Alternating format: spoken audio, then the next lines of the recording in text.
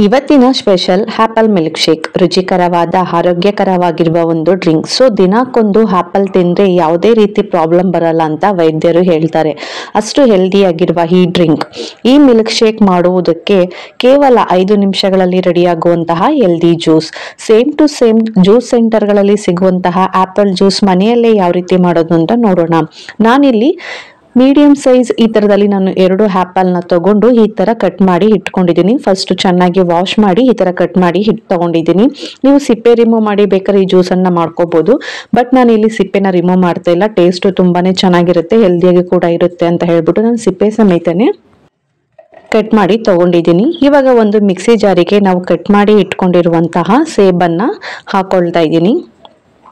Next ಇದ್ರ ಜೊತೆಗೆ 5 ಬಾದಾಮಿನ ಹಾಕೊಳ್ತಾ ಇದ್ದೀನಿ. ಡ್ರೈ ಫ್ರೂಟ್ಸ್ ಇಂದ ತುಂಬಾನೇ ಇನ್ನು ಡ್ರಿಂಕ್ ಸೂಪರ್ ಆಗಿ ಕೂಡ ಇರುತ್ತೆ, ಟೇಸ್ಟಿಯಾಗಿ ಕೂಡ ಇರುತ್ತೆ, ಮತ್ತೆ ಆರೋಗ್ಯಕ್ಕೂ ತುಂಬಾನೇ ಒಳ್ಳೆಯದು. ಮತ್ತೆ 5 ಗೋಡಂಬಿನ ಹಾಕೊಳ್ತಾ ಇದ್ದೀನಿ.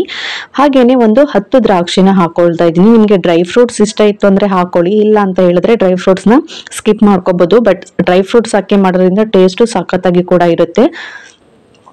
ಹಾಗೇನೆ ನಾನಿಲ್ಲಿ 1 ಲೋಟ ಆಗುವಷ್ಟು ಗಟ್ಟಿ ಹಾಲನ್ನ ಹಾಕೊಳ್ತಾ ಇದ್ದೀನಿ.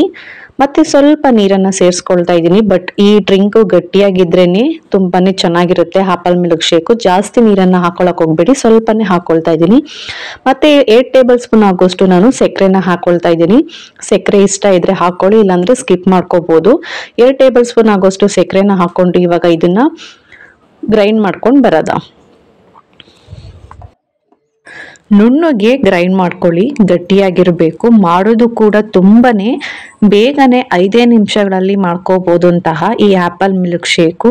ಇವಾಗ ಇದನ್ನ ಲೋಟಕ್ಕೆ ಸರ್ವ್ ಮಾಡ್ಕೊಳ್ತಾ ಇದ್ದೀನಿ. ಹಾಗೇನೆ ಇದ್ರ ಜೊತೆಗೆ ಸ್ವಲ್ಪ ಗೋಡಂಬಿ ಮತ್ತೆ ಬಾದಾಮಿನ ಚಿಕ್ಕದಾಗಿ ಕಟ್ ಮಾಡ್ಕೊಂಡು ಮೇಲೆಗಡೆ ಡೆಕೋರೇಷನ್ಗೆ ಹಾಕೊಳ್ತಾ ಇದ್ದೀನಿ. ನೋಡೋಕ್ಕೂ ತುಂಬಾನೇ ಕಲರ್ಫುಲ್ ಆಗಿ ಕೂಡ ಇರುತ್ತೆ, ಹಾಗೇನೆ ಕುಡಿಬೇಕಾದ್ರೂ ಸಖತ್ತಾಗಿ ಕೂಡ ಇರುತ್ತೆ.